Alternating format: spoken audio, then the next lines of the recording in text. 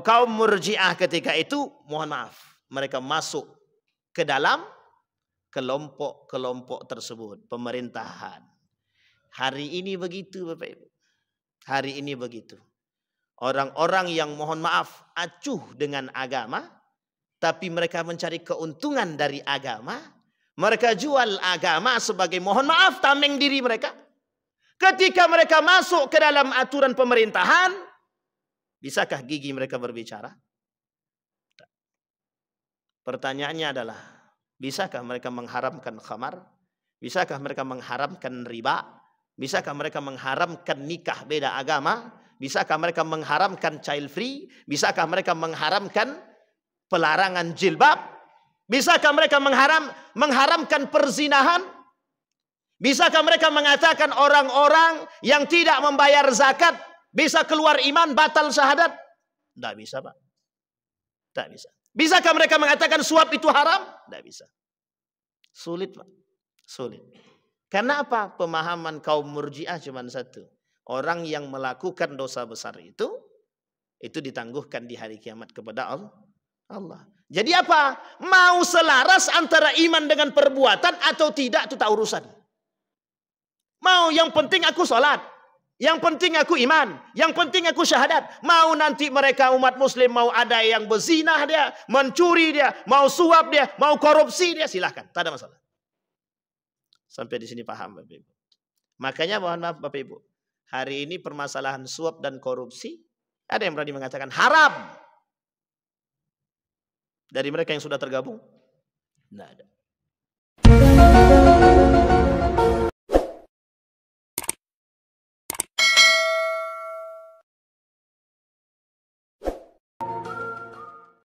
Bismillahirrahmanirrahim. Assalamualaikum warahmatullahi wabarakatuh.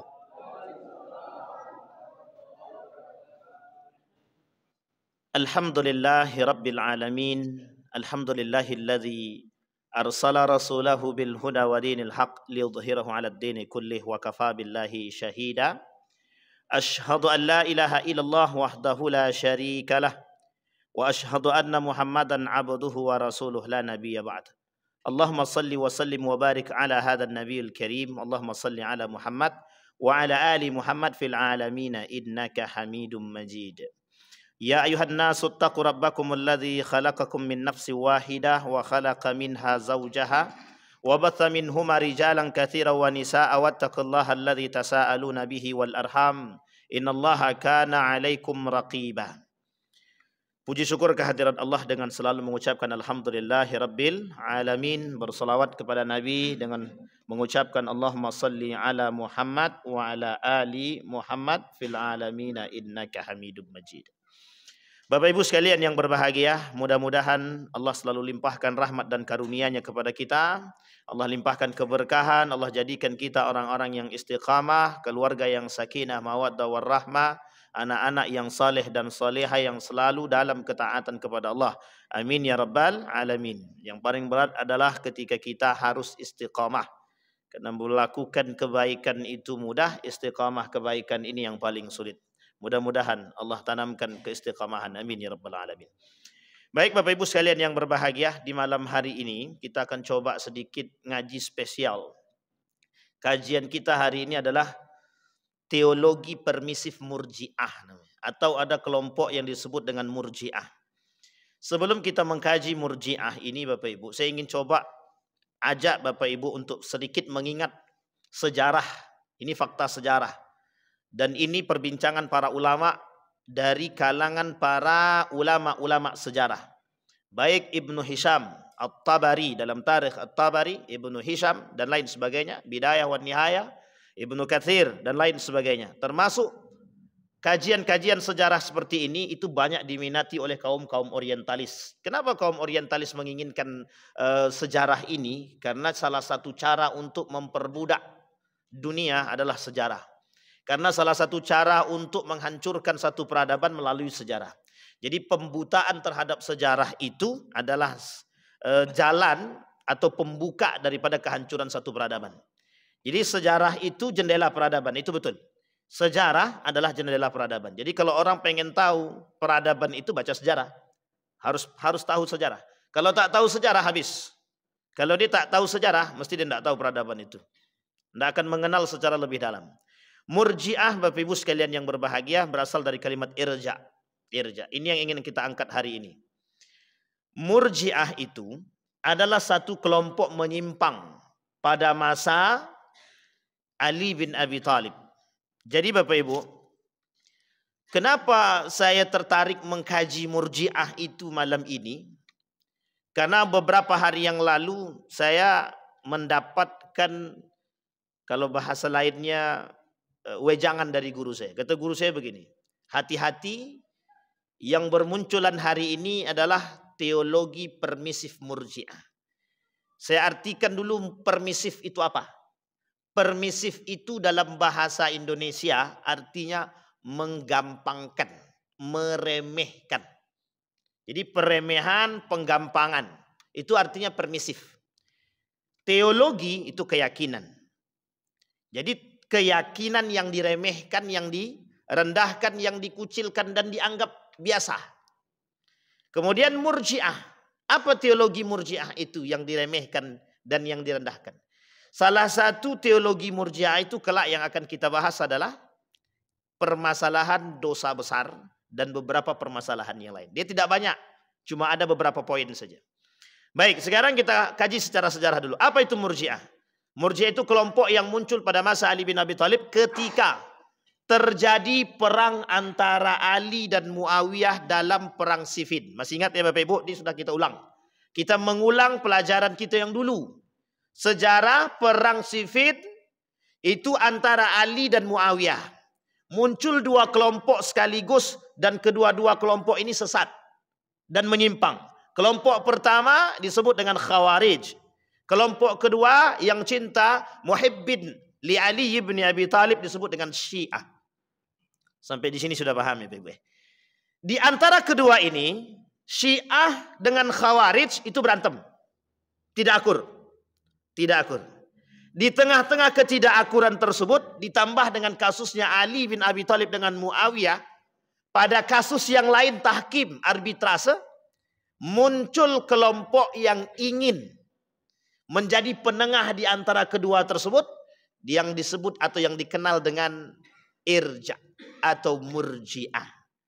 Jadi tiga kelompok sekaligus muncul pada masa waktu yang bersamaan.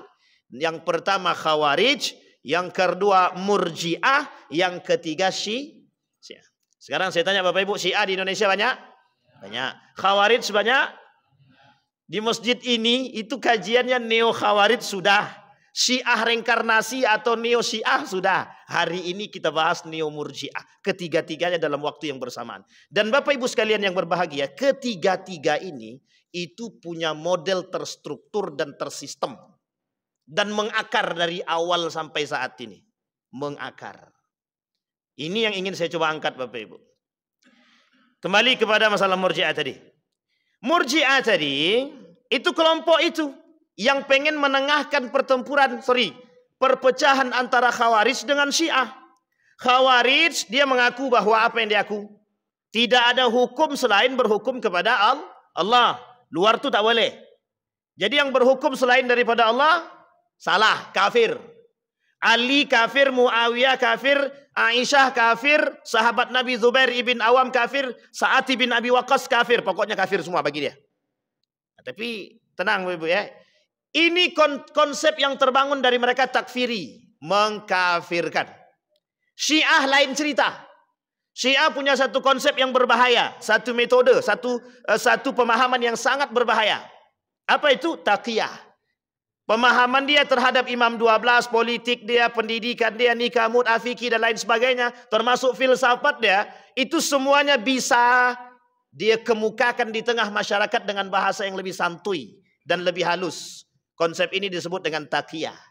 Dia salah di belakang, di depan tak akan salah. Artinya apa? Dia banyak pembenaran. Taqiyah namanya. Tapi kalau Murji'ah tidak. Murji'ah itu mencari ketenangan, mencari aman. Apa yang mereka miliki? Yang mereka miliki adalah kembalilah kepada hati. Ingat kalimat ini. Kembalilah kepada hati.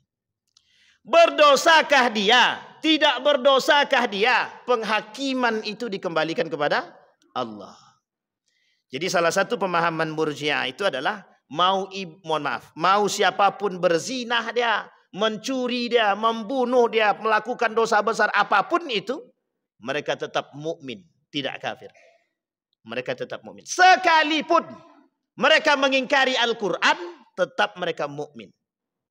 Oh, ini berat ini Bapak Ibu. Pemahaman Murji'ah ini. Ini belum masuk. Baru pembukaan. Sampai di sini paham Bapak Ibu ya? Baik. Wa tarjuna minallahi ma la yarjud. Kata dia, mereka yang mereka butuhkan adalah sesuatu pengharapan daripada Allah. Tidak ada yang lain. Iman kami, amal ibadah kami kembali kepada hati kami. Orang beriman itu tidak ada kaitannya dengan kemaksiatan. Orang beriman tidak ada kaitan dengan kemaksiatan. Orang beriman juga tidak ada kaitannya dengan kekufuran. Jadi mohon maaf, mau dia sholat kalau dia sholat berarti dia sudah beriman. Bersyahadat saja dia bersyahadat berarti dia sudah beriman. Mau dia nanti berzinah dia silahkan. Mau dia percaya pada Tuhan yang lain silahkan. Tak ada masalah. Mau dia trinitas silahkan. Mau dia sinkritisme silahkan, tak ada masalah. Nah, ini nanti Bapak Ibu ada kaitannya dengan kejadian-kejadian hari ini, fenomena-fenomena hari ini Bapak Ibu. Akan kita coba sampaikan. Dan ini yang menjadi masal hari ini Bapak Ibu. Yang menjadi sesuatu yang sangat banyak kita temukan nanti. Baik, kita masuk Bapak Ibu. Saya minta tadi sama Bang Ilham itu pakai apa namanya itu? Infocus, tapi kabur kata Bang Ilhamnya. Kabur tuh entah kemana-mana. Saya cari pun tak dapat juga. Karena udah berdekatan, lupa saya. Baik, berkaitan politik setelah wafatnya Utsman bin Affan. Kata mereka begini, kata kaum Murji'ah, pembunuh Utsman bin Affan itu tidak kafir dan tidak juga kufur. Pembunuh Utsman bin Affan itu tetap mukmin. Tetap mukmin. Masalah dia benar atau salah itu tak urusan kita. Karena kami sendiri tak tahu yang betul apakah Ali atau Muawiyah. Ataukah Ali apakah Aisyah. Tak tahu. Tak tahu siapa yang betul. Artinya kami sekarang berdiam diri, kami tidak pengen muncul menambah keruh suasana. Ingat bahasa ini Bapak Ibu, ini bahasanya Murji'ah. Apa kata mereka? Kami tidak pengen terjadi kekacauan semakin meluas, kami berdiam diri dengan kasus-kasus fitnah terjadi. Kita ambil contoh begini. Ada ulama yang difitnah, ada ulama yang disiksa, ada ulama yang dicaci dan dimaki dan lain sebagainya. Difitnah dengan berbagai macam fitnah. Mau itu dituduh apapun itu. Kemudian ulama yang lain bilang begini. Kami berserah diri kepada Allah, kami berlepas dari dua kelompok tersebut. Artinya apa? Dia cari aman saja. Sampai di sini paham Bapak Ibu? Umat muslim hari ini begitu. Umat muslim hari ini begitu. Berlepas diri dari kesalahan orang, berlepas diri dari kebenaran orang. Jadi jangan salah kalau hari ini kita digerogoti sekian banyak musuh, itu biasa. Kenapa kita mohon maaf? Hari ini yang namanya zinah kita biarkan. Kita diam saja. Yang berzinah kan dia, yang penting bukan aku. Orang minum khamar kita biarkan. Terserah. Khamar dosa besar. Riba dosa besar. Tak bayar zakat dosa besar. Membunuh dosa besar. Kita biarkan. Orang tak pakai jilbab dosa besar. Orang menyakiti orang lain, membunuh orang lain sama dosa besar. Sampai di sini paham Bapak Ibu. Tapi kemudian yang muncul apa? Yang muncul apa? Khamar itu resmi Bapak Ibu. Resmi. Apa yang resmi? Surat izin. Dosa besar tapi mau diperjuangkan untuk didapatkan legal. Kalau sempat legalitasnya ada, kita mau ngapain? Enggak bangsa ngapa-ngapain. Penyediaan alat kontrasepsi sudah dilegalkan. Bayangkan. Artinya apa? Mau dibuat. Pertanyaannya yang besar adalah kemana para kaum mukminin, orang-orang beriman? Berdiam diri kah? Atau kita mohon maaf membiarkan? Yang memunculkan itu siapa? Mereka tahu, mereka beriman, mereka Islam, mereka mukmin. Pertanyaannya adalah, tidakkah mereka tahu aturan syariat Islam? Tahu? Artinya apa? Mereka hari ini mencoba membiasakan diri dengan perbuatan dosa besar. Artinya apa? Kalau dosa besar ini sudah terbiasa dilakukan, akhirnya apa? orang-orang sudah akan terbiasa dengan dosa besar tersebut. Yang tadinya besar menurut agama, di mata manusia biasa. Jadi nanti jangan salah, kalau terjadi perzinahan di mana-mana, minum khamar di mana-mana, orang berbunuhan di mana-mana, itu biasa. Karena sudah memang dibiasakan. Penyediaan alat kontrasepsi sudah biasa. Nanti kalau seks bebasnya kemana-mana, ya sudah, biarkan saja. Artinya kita hari ini dituntut untuk, mohon maaf, meredupkan perhatian. You tidak usah ikut campur, ini urusan kami. You, gua. Begitulah modelnya. Baik, sampai di sini paham Bapak Ibu? Baik. Lahirlah sekelompok orang mukmin yang berusaha menjauhkan diri dan tidak ingin mencampuri persoalan orang lain dalam konteks agama. Ini keinginan kelompok Murji'ah. Jadi ketika terjadi masalah pembunuhan Utsman bin Affan, apa kata mereka? Kata orang-orang yang berada di dalam kelompok Murji'ah, kata mereka, kami berlepas diri dari Ali dan kami berlepas diri dari Muawiyah. Kami serahkan pembunuhnya seutuhnya kepada Allah. Artinya apa? Sampai hari ini Bapak Ibu, itu pembunuh Utsman bin Affan tidak tahu. Muawiyah menyalahkan Ali, Ali menyalahkan Muawiyah. Terjadi perperangan, 45.000 dari Muawiyah, 25.000 dari Ali bin Abi Thalib. Singkat cerita Bapak Ibu, yang ingin kita angkat adalah bagaimana kondisi para sahabat Nabi ketika itu. Sebagian di antara mereka berlepas diri dari dua kelompok tersebut. Karena bingung Bapak Ibu, mau menyatukannya bagaimana? Fa aslihu baina akhawaikum, kata Allah, damaikan. Bukan kita berlepas diri, tapi kita harus mendamaikan. Hari ini mohon maaf Bapak Ibu, satu ulama dengan ulama yang lain berantem dalam satu ruang lingkup. Ruang lingkupnya, bahkan mohon maaf, sampai harus yang tidak layak lah. Caci maki ulama dengan ulama yang lain. Datang ulama yang lain. Harusnya ulama yang lain ini tujuannya mendamaikan. Itu tujuan kita Majelis Ulama Indonesia, untuk mendamaikan kelompok-kelompok yang berantem, yang berkelahi. Yang berkelahi itu mukmin, ulama, alim, saleh. Kalaulah mohon maaf para ulamanya berantem, kira-kira jamaahnya ngapain? Nonton. Tuh, harus begitu. Iya. Panutan kami ulama, alim. Tapi kalau alim kami, ini yang menjadi masalah kita hari ini Bapak Ibu. Yang menjadi masalah kita hari ini. Baik, tidak diketahui siapa sebenarnya pendiri atau tokoh utama aliran ini. Betul. Tokoh utamanya sampai hari ini tidak diketahui. Tetapi sebagian para ulama mengatakan ada yang terlibat dalam hal-hal demikian. Beberapa di antara mereka adalah sahabat-sahabat Nabi juga. Tetapi di sini Bapak Ibu sekalian yang berbahagia, salah satu di antara kelompok-kelompok Murji'ah itu, dan tidak Murji'ah banyak baginya. Ada secara garis besar terbagi dua. Satu Murji'ah yang disebut dengan sunnah. Yang kedua disebut dengan Murji'ah yang memang layak dipanggil Murji'ah. Nah, sahabat-sahabat Nabi yang tergolong dalam berlepas diri daripada kejadian Utsman bin Affan, Ali bin Abi Thalib itu, dan Muawiyah, mereka disebut dengan Murji'ah sunnah. Artinya mereka tetap berlepas diri, tidak mau terjadi fitnah yang terlalu lebar, tapi kemudian mereka tetap mendoakan di kedua belah pihak saling berbaikan dan berdamai. Ini tidak masuk dalam konteks Murji'ah yang sesat, yang aliran menyimpang. Nah, yang kedua inilah Murji'ah yang layak dipanggil Murji'ah, itu adalah Murji'ah yang tersebut. Yang kedua ini, mereka adalah orang-orang Murji'ah yang satu sisi berlepas diri daripada Islam, berlepas diri daripada kasus-kasus perpecahan yang terjadi pada masa sahabat ketika itu, tetapi di balik itu ada unsur yang lain yang mereka angkat. Nah, nanti Bapak Ibu akan kita lihat teologinya Bapak Ibu. Baik, perkataan Murji'ah memberikan pengertian menangguhkan hukuman perbuatan seseorang sampai di hadapan Tuhan. Ini yang tadi saya sampaikan, kalau ada pelaku dosa besar kita tak boleh menghakimi dia kafir atau kufur. Misal. Ada orang musyrik, orang dia menyembah selain daripada Allah.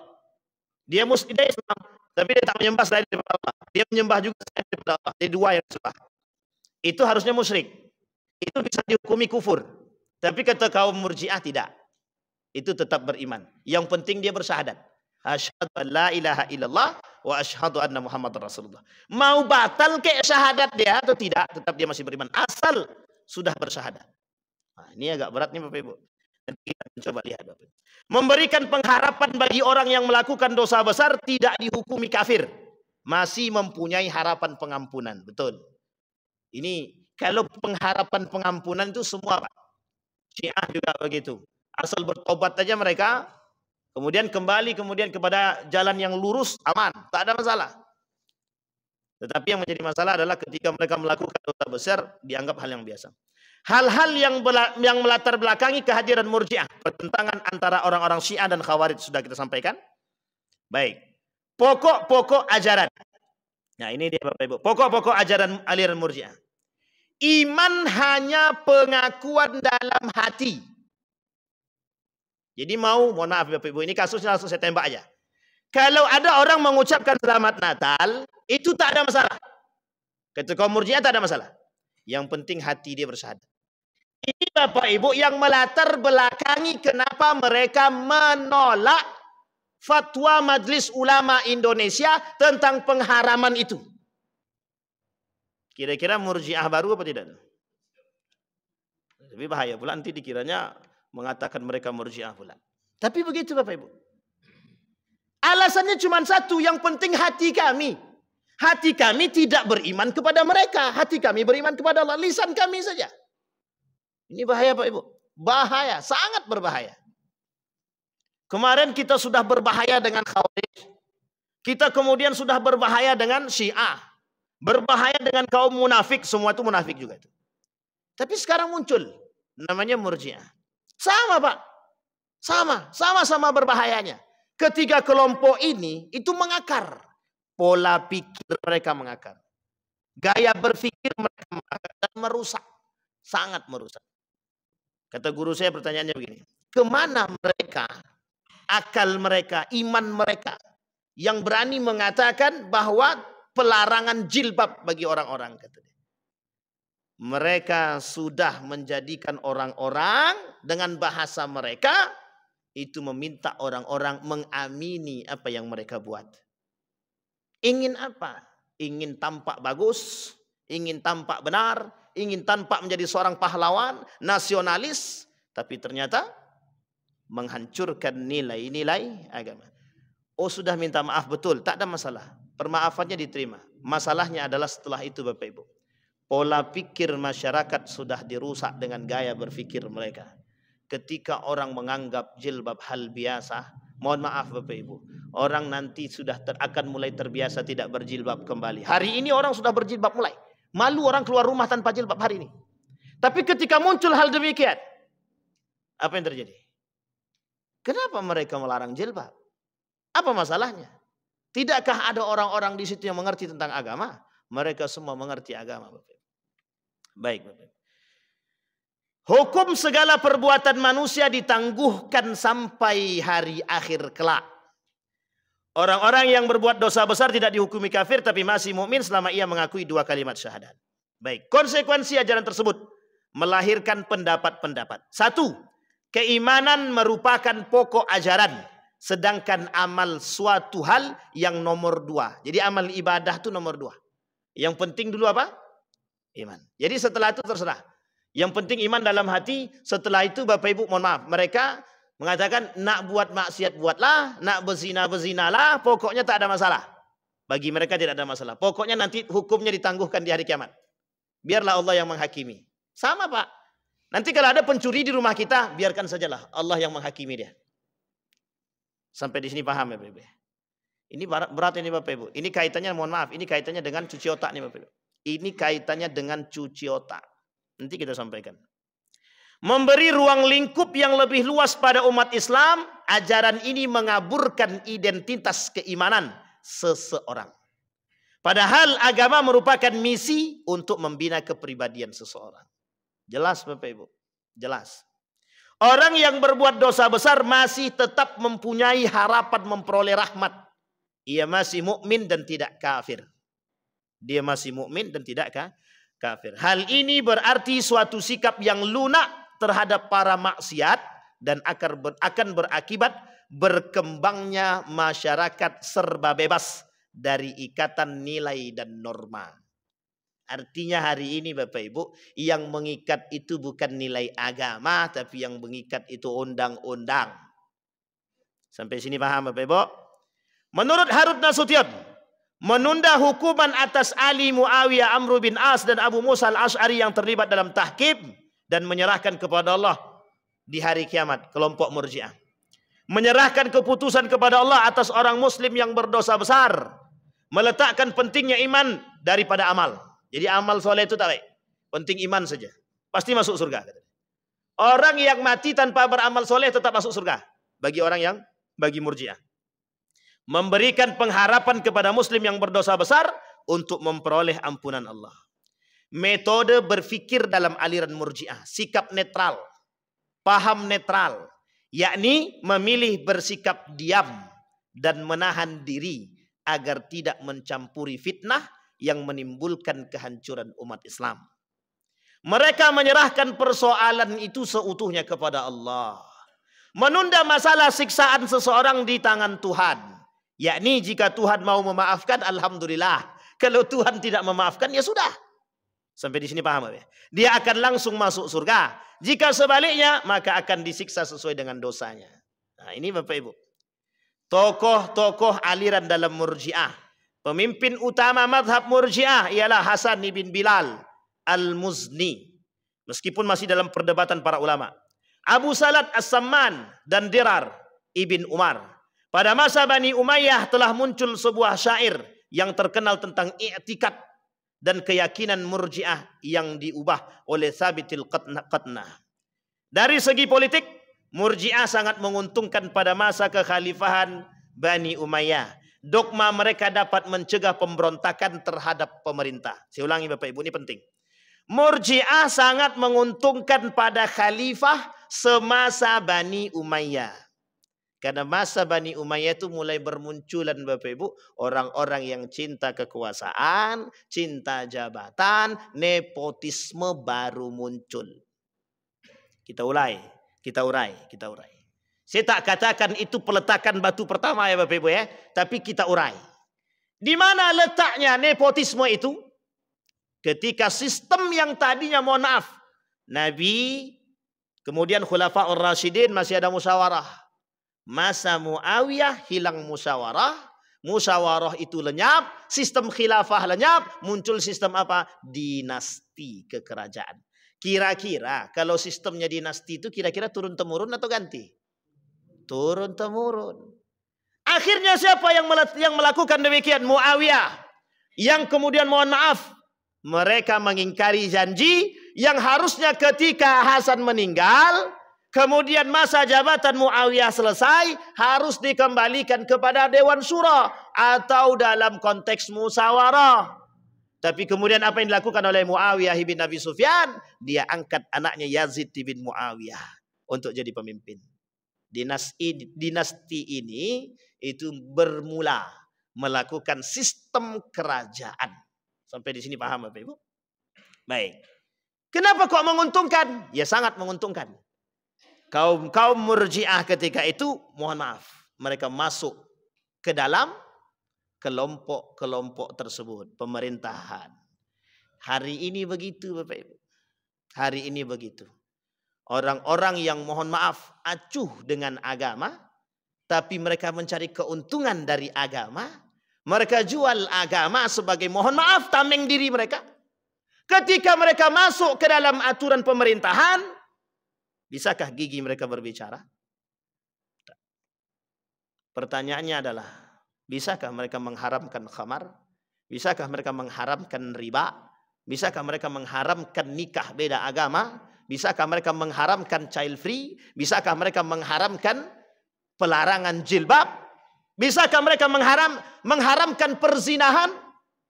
Bisakah mereka mengatakan orang-orang yang tidak membayar zakat bisa keluar iman, batal syahadat? Tidak bisa Pak. Tidak bisa. Bisakah mereka mengatakan suap itu haram? Tidak bisa. Sulit Pak. Sulit. Karena apa? Pemahaman kaum Murji'ah cuma satu. Orang yang melakukan dosa besar itu ditangguhkan di hari kiamat kepada Allah. Jadi apa? Mau selaras antara iman dengan perbuatan atau tidak, itu tak urusan. Mau yang penting aku sholat, yang penting aku iman, yang penting aku syahadat. Mau nanti mereka umat muslim mau ada yang berzinah dia, mencuri dia, mau suap dia, mau korupsi dia, silahkan, tak ada masalah. Sampai di sini paham Bapak Ibu. Makanya mohon maaf Bapak Ibu, hari ini permasalahan suap dan korupsi, ada yang berani mengatakan haram. Dari mereka yang sudah tergabung? Tidak ada. Kenapa? Pelaku. Karena nanti kalaupun salah kami kan tinggal taubat. Artinya wujud dari peremehan daripada sebuah syariat Islam. Ini yang berat Bapak Ibu. Beratnya itu di situ. Akhirnya apa? Mohon maaf. Masyarakat tercuci otaknya dengan begitu. Kata Ustadz itu begitu. Tidak ada masalah. Yang penting kan iman itu kepada hati kami masing-masing. Hari ini begitu Pak. Hari ini begitu.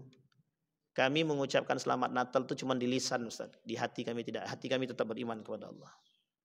Na'udzubillahi min dzalik. Kita usut satu-satu. Mengapa jilbab dilarang? Kita usut satu-satu Pak. Mengapa jilbab dilarang? Pertanyaan besar. Apa keinginannya? Yang berbicara demikian itu sudah mengatakan dalam video yang lain, agama musuh Pancasila. Ingat kalimat itu baik-baik. Ini yang disebut dalam dunia pemikiran, perang pemikiran yang disebut dengan sekulerisme. Memisahkan agama dari politik, pemerintahan, kehidupan, pendidikan, dan lain sebagainya. Sekulerisme itu tujuannya cuma satu, biar orang tidak berpegang teguh kepada agama. Ulama udah duduk manis saja. Doktrin masyarakat dengan keagamaan, tidak usah masuk dalam jadul politik. Sampai di sini paham? Makanya bahasa yang muncul apa? Kalau ulama masuk politik jadi setan. Ya Rab, itu bahasa yang merusak. Kenapa saya katakan bahasa itu merusak? Karena hari ini kita butuh ulama-ulama yang bisa duduk dalam jalur itu. Tapi yang kuat iman. Yang tak kuat iman, antara dua. Dia yang ikut kita atau kita yang bablas. Kan cuma itu. Kalau kita tak kuat iman, bablas. Kalau kita kuat iman, lurus Pak. Kalau tidak, mohon maaf, goyang. Tak perlu saya sebut contohnya, Bapak Ibu sudah lihat. Ada yang jadi cuma duduk saja. Tidak ngapa-ngapain, tidak bisa berbicara. Mohon maaf Bapak Ibu. Alim, Majelis Ulama Indonesia, seorang alim. Tapi mengapa? Apa perannya? Itu pertanyaan kita hari ini Bapak Ibu. Tetapi kalau ulama tidak masuk ke dalam jalur politik, mohon maaf, makin hancur. Jadi cara kita melawan masuk. Makanya hari ini mohon maaf Bapak Ibu, kalau ulama berbicara politik dicurigai. Jangan curigai. Kami punya hak untuk menyampaikan norma-norma yang terkandung dalam agama, dalam jalur politik. Wajib kami sampaikan. Orang berpolitik silahkan, tapi punya nilai. Orang beragama silahkan, tapi ada aturan nilai. Orang berpendidikan silahkan, tapi ada aturan nilai. Politik yang benar, menjadi pemimpin yang benar, menjadi sekretaris yang benar, menjadi bendahara yang benar, menjadi kesra juga yang harus yang benar. Apapun itu, tak ada salah, tak. Islam tak pernah melarang. Siapapun mau jadi apapun silakan. Yang diinginkan oleh Islam cuma satu. Bagaimana nilai-nilai agama kalian pakai dalam kehidupan. Itu yang diinginkan oleh Islam. Yang terjadi hari ini begitu. Kenapa tak berbicara? Diam. Kita mendesak daripada Majelis Ulama Indonesia. Kita mendesak. Agar apa? Perhatikan betul. Perhatikan betul. Kemarin kebetulan Majelis Ulama Indonesia Pusat berkomentar tentang hal demikian. Kalau mereka tetap disuruh untuk lepas jilbab, pulang. Kan begitu. Itu artinya apa? Mohon maaf Bapak Ibu. Itu komitmen yang tertampung dalam seorang muslim. Itu wajib berkomitmen kepada Allah. Wajib. Apa komitmen kita? Kita ini Bapak Ibu mukallaf. Dibebani dengan syariat. Kita ini Islam. Mau kita bersyahadat berarti kita masuk ke dalam Islam. Kalau sudah kita bersyahadat, sudah masuk dalam Islam, mau tidak mau aturan itu terbebani kepada kita. Kecuali tak punya akal. kita tak mau terbebani, jangan masuk Islam, keluar. Kan tak mungkin pula kita suruh dia keluar. Sampai di sini paham Bapak Ibu? Begitu Bapak Ibu. Aturan mainnya begitu. Kita masuk ke dalam, mohon maaf, kita jadi PNS saja, kita harus siap dengan aturan. Apalagi masuk agama. Lu kita kok tak siap dengan aturan agama tuh gimana? Agama kata jilbab ini syariat. Agama kata bermain dengan riba itu haram. Tapi mohon maaf, kita tak mau bermain. Kita tak mau tahu. Riba jalan terus. Tidak pakai jilbab, celana pendek. Sampai di sini paham Bapak Ibu? Baik. Perpecahan dan perbedaan pendapat. Murji'ah yang moderat antara lain Hasan ibn Muhammad ibn Ali ibn Abi Talib. Antara lain berpendapat walau bagaimanapun besar dosanya, kemungkinan pengampunan Tuhan masih ada, betul. Sekalipun orang-orang itu melakukan dosa besar Bapak Ibu, tetap kalau dia bertobat kepada Allah, mesti Allah ampunkan. Ini yang disebut dengan murji'ah sunnah tadi. Dan yang ekstrim antara lain adalah berpendapat sekalipun orang menyatakan dirinya musyrik, maka ia tidak dihukumi kafir. Nah, ini yang paling berbahaya. Yang paling berbahaya begitu. Ada orang yang mengingkari sunnah Nabi. Ada orang yang mengingkari syariat Islam. Pertanyaannya adalah apa hukumnya bagi mereka yang mengingkari? Harusnya kufur. Harusnya kufur. Orang yang mengingkari ayat Al-Quran hukumnya apa? Kufur. Kita pernah katakan di masjid ini Bapak Ibu. Cerita di dalam Al-Quran itu benar apa salah? Kalau begitu kan aman semua, pasti jawabannya benar. Tapi kira-kira kalau jawabannya cerita di dalam Al-Quran itu bukan masalah benar atau salahnya, yang penting bagaimana mengambil hikmahnya. Betul apa salah? Ragu balik kan? Cerita di dalam Al-Quran bukan permasalahan betul atau salahnya, tapi bagaimana cara kita memetik hikmahnya. Betul apa salah? Salah Pak. Kalau begitu mesti ragu orang. Tapi kalau kita katakan benar atau salah cerita dalam Al-Quran, mesti jawabannya semuanya betul. Bahasa yang dipakai oleh mereka adalah yang nomor 2. Bukan permasalahan benar cerita di dalam Al-Quran, tapi bagaimana cara kita mengambil hikmah di dalam Al-Quran. Itu bahasa sesat. Tapi bahasanya halus. Begitu cara mereka untuk mengingkari ayat-ayat Al-Quran. Kalau mereka katakan cerita dalam Al-Quran salah, frontal betul mereka menolak Al-Quran. Tapi kalau bahasa yang dengan yang tadi, halus atau tak halus? Kita pun tertipu. Iya juga ya. Gitu. Maling kundang, ada enggak peninggalannya? Bapak Ibu, ada enggak peninggalan maling kundang? Tangkuban perahu, ada tak peninggalannya? Dongeng itu saja bisa mereka percaya. Itu dongeng. Pertanyaannya adalah Nabi Adam ada enggak peninggalannya? Ada Pak, di Jeddah itu sepeda besar. Itu bukan, itu replika. Ada Pak, ada apa namanya itu, panci besar kata dia. Sebesar itulah umat zaman dulu. Itu replika. Enggak ada peninggalannya. Tapi bagaimana? Berarti kita kan enggak bisa percaya dong dengan cerita mereka. Ya Rab, rusak kita Pak. Cerita di dalam Al-Quran tentang para anbiya itu enggak bisa kita cari dengan akal Pak. Enggak semuanya bisa kita terima dengan akal. Karena kita tak sampai menempuh pada masa Adam, pada masa Ibrahim dan lain sebagainya ke atas itu. Itu sulit untuk kita. Nabi Syed, apa kita tahu? Tahu pun tidak. Cerita Nabi Syed aja kita tak tahu kadang-kadang. Dan saya yakin tidak semua kita tahu tentang cerita Nabi Syed. Artinya apa Bapak Ibu sekalian yang berbahagia? Cara mereka merusak pola pikir kita begitu Bapak Ibu. Hari ini kita dibuat begitu. Dibuat linglung. Maka muncul kelompok ketika itu yang disebut dengan syakak namanya. Syakak. Artinya apa? Kelompok yang ragu-ragu dengan nilai agama. Nah, coba bayangkan. Yang diinginkan oleh mereka itu. Kelompok Yahudi pengennya kita ini ragu dengan agama Islam. Kelompok Nasrani, mohon maaf, yang misionaris pengennya kita itu ragu dengan agama Islam. Balik ke agama dia. Kurang juga Pak.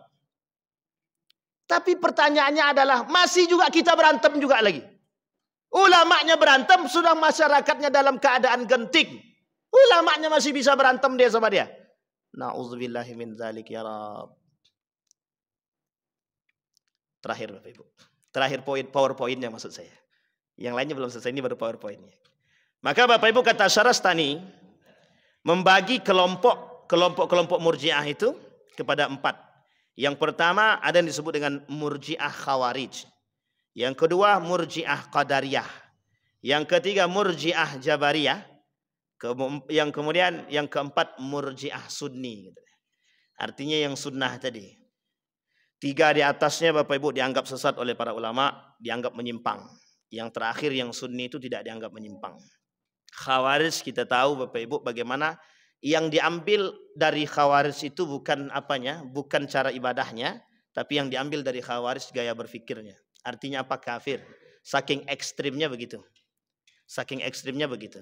Khawarij itu ada satu kelompok lagi selain daripada 3 yang Murji'ah, kemudian Khawarij dan Syiah, satu kelompok lagi namanya Mu'tazilah. Kalau ada waktu lain waktu kita coba kaji juga. Karena Mu'tazilah itu juga lebih tidak juga sama-sama berbahaya juga daripada Murji'ah. Jadi 4 golongan itu Bapak Ibu, 4 kelompok tersebut memang harus kita wanti-wanti. Yang hari ini nampak cuman Syiah dan Khawarij atau bahasa lainnya Neo Khawarij. Neo Khawarij itu orang-orang yang suka mentakfirkan orang lain. Dan itu mohon maaf Bapak Ibu biayanya besar, dananya besar. Syiah juga sama, dananya besar. Mereka punya dana. Masalahnya Murji'ah yang tak punya dana. Murji'ah ini nggak punya dana, maka salah satu caranya adalah cari dana. Bagaimana cara cari dananya? Gabung. Kaburkan agama, kaburkan nilai-nilai agama. Dari situ baru dapat duit. Sampai di sini paham Bapak Ibu? Baik. Dipilihlah ketika kampanye cari ustadz. Mana ustadznya? Nanti pas ditanya masalah suap halal apa haram, jawabannya langsung diplomasi. Itu namanya sama Pak, mohon maaf sama. Kalau ada ustadz yang begitu, itu perlu diwanti-wanti itu. Tolong disampaikan sama beliau, nasihati. Artinya iya Bapak Ibu. Artinya apa yang mereka perjualbelikan apa? Agama. Mereka bersembunyi di balik tameng agama. Sampai di sini paham Bapak Ibu? Nah, sekarang kita kuliti Bapak Ibu. Yang pertama Bapak Ibu permasalahan jilbab yang lagi hangat. Apa tujuan mereka melarang jilbab? Tujuannya satu Bapak Ibu. Ingin melihat bagaimana respon orang-orang yang muslim. Itu yang pertama. Yang harus Bapak Ibu ingat adalah itu permainan. Permainan. Untuk apa? Untuk melihat respon. Kalau banyak responnya berarti masih dianggap perlu perjuangan. Kalau tak banyak responnya berarti jalannya agak mulus sedikit. Sampai di sini paham Bapak Ibu? Yang kedua tujuannya adalah membuat orang-orang beriman ragu dengan keislaman. Sekarang Bapak Ibu saya tanya, lebih pilih undang-undang atau pilih agama? Kalau pertanyaannya seperti ini Bapak Ibu, itu dituduh membenturkan antara agama dengan undang-undang. Betul apa salah? Sekarang begini Bapak Ibu, yang harus kita tinggikan itu, mohon maaf, ketika undang-undang bertentangan dengan nilai agama, kita ikut yang mana? Kita ikut yang mana? Saya tanya Bapak Ibu harus jawab, harus berani jawab. Ketika undang-undang bertentangan dengan nilai agama, kira-kira kita ikut yang mana? Kita harus ikut agama. Agama tak mungkin bertentangan dengan akal. Agama itu pengennya ke perdamaian, kesejahteraan. Itu agama, tidak mungkin meleset Tuhan itu. Yang meleset itu akal manusia. Kalau bertentangan hukum adat dengan agama, yang diambil hukum agama. Kalau hukum adat yang kita ambil, kita sedang meremehkan agama. Kalau hukum undang-undang lebih tinggi daripada hukum agama, mohon maaf. Kira-kira salahkah atau tak salahkah? Kalau hukum undang-undang melegalkan, mohon maaf, nikah beda agama, kira-kira agama melarang apa? Kalau kita ikut hukum undang-undang, mohon maaf, kita salah Pak.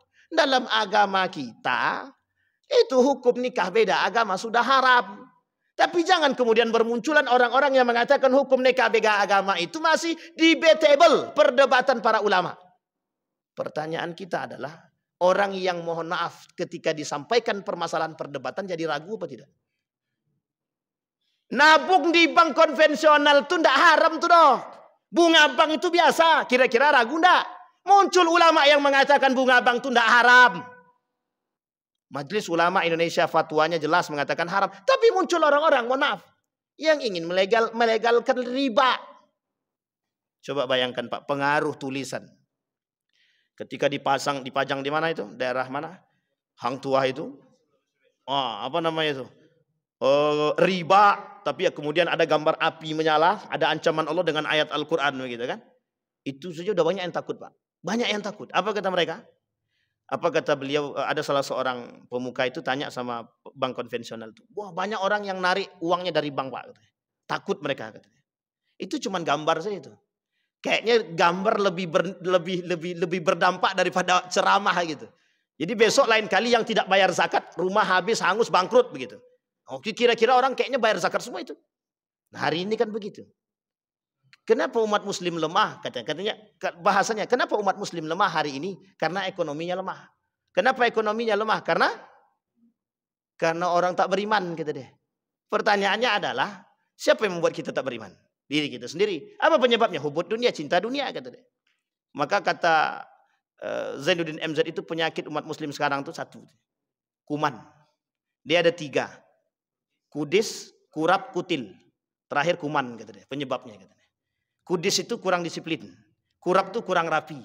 Kutil itu kurang teliti. Penyebab ketiga itu cuma satu, kata dia. Kuman, kurang iman, kata dia. Memang betul kalau gitu. Orang udah cinta dunia susah. Orang udah cinta jabatan susah. Apapun bisa mereka legalkan. Yashtaruna bi ayati samanan qalila. Ini yang kemudian kita ulang-ulang terus kalimat ini. Yashtaruna bi ayati samanan qalila. Mereka jadikan agama itu untuk ajang cari duit. Ajang cari keuntungan. Tidak ada, Pak. Murji'ah itu mengajarkan kepada kita dari paham teologinya kita sudah paham. Membuat orang dengan dosa besar itu tidak takut, itu saja. Hari ini orang nggak takut dosa besar, Pak. Mau berzinah gimana pun orang nggak takut. Mau membunuh orang nggak takut orang hari ini. Bayangkan, buktikan saking tidak takutnya mereka, mohon maaf, saking tidak takutnya mereka dengan azab Allah, mereka larang pakai jilbab. Itu takut apa tidak? Nggak takut dia dengan Allah. Kalau dengan Allah saja dia tak takut, apalagi dengan? Tapi dengan penguasa takut. Jelas, daripada dicopot. Coba bayangkan. Dia takut dengan penguasa. Karena penguasa memberikan jabatan. Allah tak kasih apa-apa. Padahal dia tak tahu. Kalau bukan karena Allah pun tak dapat. Itu masalah kita hari ini, Pak. Orang berzina, biarkan. Prostitusi online. Bapak Ibu mohon maaf saya sampaikan. Internet permasalahan video porno itu sudah dikaburkan, sudah diblokir. Itu yang diblokir itu yang tidak ditonton. Yang ditonton, cobalah. Mereka blokir tapi mereka kasih kunci untuk buka. Itu kata guru, ini kawan saya, Pak, mohon maaf, ada salah satu mahasiswa UGM itu yang mengambil jurusan teknik itu, teknik informatika kalau saya tak salah itu. Beliau sampaikan, memang diblokir, kata dia. Tapi yang tidak diblokir dibagi kunci, kata dia. Atau diblokir tapi dikasih kunci. Artinya apa? Bisa buka itu. Artinya masih bisa diakses. Coba bayangkan, Bapak Ibu. Prostitusi, doli ditutup. Di semua tempat ditutup. Yang dibuka apa? Online. Masa tidak bisa menutup itu? Prostitusi online di mana-mana ada. Nah, coba bayangkan, Bapak Ibu. Maka yang terkenal itu memang ayam kampus, gitu kan? Cari ayam kampus. Sampai di sini paham, Bapak Ibu. Orang tak takut lagi dengan zina. Tapi begitukah? Ya, kata Nabi, begitu di akhir zaman orang-orang sudah mulai, orang-orang akan menampakkan perzinahan itu di depan umum. Orang tidak ragu lagi. Ciuman depan umum itu biasa. Ciuman, pelukan gitu. Memang tidak berhubungan badan, tapi lebih daripada itu yang lain mereka buat. Di dunia Eropa sudah biasa hal begitu. Nah, itu yang mau mereka bawa ke sini. Jadi yang di Eropa itu mau dibawa ke sini biar tahu orang kebebasan berpikir itu. Biar orang tahu kebebasan dalam bergerak itu. Jadi akhirnya apa? Mereka bebas melakukan hal-hal yang mereka, mohon maaf, keluar daripada jalur syariat Islam. Itu yang pertama. Yang kedua, Bapak Ibu, ketersediaan alat kontrasepsi, SKPP. Mohon maaf Bapak Ibu, kita ingin mengatakan kepada kita semua, tolong Bapak Ibu perhatikan baik-baik. Baca betul-betul. Ini menjadi masalah bagi kita hari ini, Bapak Ibu. Apa masalahnya? Sedang yang tidak di SK-kan saja, orang jual beli alat kontrasepsi bebas. Mohon maaf, Bapak Ibu datang ke Indomaret dan Alfamart. Ada anak jualan, terlalu frugal pula kalau tapi tak apalah. Alat kontrasepsi kan gitu. Dijual nggak tuh? Bukan dijual lagi di pejeng. Suatu ketika, mohon maaf Bapak Ibu, saya pergi dengan anak-anak. Itu masih ingat betul, saya masuk dalam itu. Kemudian ada anak-anak ikut dari belakang. Tapi bukan anak-anak saya, orang-orang lain masuk. Apa dia kata sama bapak ibunya? Bu, saya mau beli permen itu, kata dia. Astagfirullah. Saya diam saja. Malu nak jawab. Tapi kemudian orang tuanya paham, itu bukan permen nak, kata dia. Cuma tak dilanjutkan. Jangan lagi cari yang permen yang lain aja, kata bapak ibu. Coba bayangkan Bapak Ibu. Itu ya Allah ya Rabbi. Saya sudah katakan Bapak Ibu. Ini tolong kalau memang abang takut dipotong bang. Ini jujur aja. Saya merasakan itu Bapak Ibu. Ketika kami di Yogyakarta, itu sudah ada promosi kondom itu Bapak Ibu. Sudah ada di kampus-kampus. Itu sudah ada. Mereka sudah ada itu, sudah lakukan itu. Apa bahasanya kalau turun ke kampus-kampus itu apa namanya? Sosialisasi. Sudah mereka lakukan sosialisasi. Sex education itu, edukasi pendidikan seks itu mau mereka buat itu sudah lama. Baru sekarang saja bermunculan. Itu sudah dari tahun 2015, 16, 17. Banyak yang protes. Dan pendidikan seks itu mau mereka buat di kelas berapa? SMP, SMA. Bapak Ibu boleh cek anak-anak kedokteran. Coba tanya baik-baik. Bagaimana beratnya menahan hawa nafsu itu ketika, mohon maaf, pelajarannya tentang reproduksi. Berat Bapak Ibu. Kalau tak kuat iman goyang. Pulang dari situ dicarinya. Dibuatnya Bapak Ibu. Na'udzubillahi min dzalik. Hati-hati Bapak Ibu. Sekarang tambah mohon maaf. Diberikan kebebasan melalui jalur itu. Artinya apa? Dulu gagal. Dulu mau dibuat satu aturan. Apa namanya? Dalam, kalau saya tak salah, dalam peraturan pendidikan itu, yang disebut dengan zinah itu, kalau mereka berhubungan badan tidak suka sama suka. Kalau suka sama suka itu tak zinah, kata dia. Mak, saya bilang ini, ya Rab, itu nyata Pak, itu keluar di berita. Mohon maaf kalau saya tak salah masih pada masa Menteri Pendidikan itu. Kalau saya tak salah itu. Dan itu Bapak Ibu merusak kita. Coba bayangkan yang dirusak. Memang mereka tidak memerangi kita pakai senjata, tidak. Tapi yang mereka perang apa? Pola pikir kita Pak. Bapak-bapak yang tua-tua ini selamat Pak insya Allah. Kecuali yang mohon maaf. Yang pubernya ketiga. Agak sulit sedikit. Tapi kalau anak-anak sekarang Bapak Ibu. Generasi-generasi yang sekarang. Bayangkan beratnya yang harus mereka hadapi dengan kondisi sekarang ini. Mereka mempertaruhkan akidah dan keimanan mereka hanya karena mohon maaf kejadian fenomena-fenomena yang keluar daripada syariat Islam. Mereka harus mengokohkan akidah, mereka harus mengokohkan iman. Caranya bagaimana? Ajak terus Pak anak-anak itu ke masjid. Kalau tidak kita kecolongan. Ajak terus, ajarkan terus mereka agama. Kasih mereka aturan yang bisa mohon maaf mengikat. Agar apa? Agar mereka tak terjerumus Pak. Dalam pergaulan yang salah. Kata guru saya.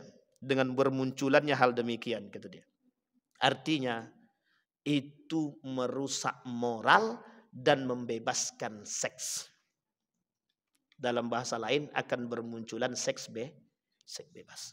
Yang sekarang saja tidak bebas. Kita sulit memantau Pak. Saya pernah keluar subuh di bulan Ramadan tuh Pak, mau kajian kalau saya tak salah di Masjid Nurul Yakin itu. Keluar dari rumah habis makan sahur kan mau ke masjid tuh. Itu laki-laki perempuan boncengan saya yakin belum nikah itu. Itu boncengan mohon maaf, itu seperti apa itu? Seperti yang sudah menikah. Ya Allah ya Rabbi, nak ditegur. Takut, tak ditegur, takut juga. Akhirnya kita tegur Pak. Kita tegur. Tegur dengan baik-baik. Ketika sudah dekat dengan masjid baru kita tegur. Saya bilang tak selayaknya kalian begitu. Baik-baik sajalah. Jawabannya awalnya mengeras. Apa kata dia? Ini kan urusan kami Pak. Kata dia. Anak muda berbicara dengan yang lebih tua begitu. Ini kan urusan kami. Kata dia. Bukan urusan Bapak. Memang lembut sih. Tapi sebenarnya gemetar juga badan dibuatnya. Paham maksud saya Bapak Ibu ya. Artinya begitu Bapak Ibu. Saya berharap kepada kita semua Bapak Ibu memperhatikan hal demikian. Murji'ah itu meremehkan dosa besar. Menangguhkan para pelakunya kepada Allah. Mohon maaf Bapak Ibu, secara tersirat, secara makna mungkin dianggap orang benar. Tapi itu salah Bapak Ibu. Salah. Dosa besar itu bisa dihakimi kafir ataupun kufur pelakunya. Orang yang melakukan dosa besar kata Imam Al-Baihaqi bisa terjerumus dalam kekufuran. Terutama permasalahan syirik. Terutama masalah menduakan Tuhan. Terutama masalah dengan orang-orang yang mohon maaf tidak mengakui keberadaan Allah. Mereka tak percaya dengan rukun iman. Mereka tak percaya dengan rukun Islam. Tapi mereka bersyahadat. Na'udzubillahi min dzalik. Saya kira itu saja Bapak Ibu, mudah-mudahan ada manfaatnya bagi kita semua. Mudah-mudahan dengan apa yang kita sampaikan ini kita bisa semakin cerah dan terang. Nanti kalau ada fenomena-fenomena yang lain tidak usah kaget, dan itu sudah menjadi sebuah proyek. Sampai di sini paham Bapak Ibu? Saya kira itu saja, mudah-mudahan bermanfaat bagi kita semua. Fa'tabiru ya ulil absar la'allakum tuflihun. Assalamualaikum warahmatullahi wabarakatuh.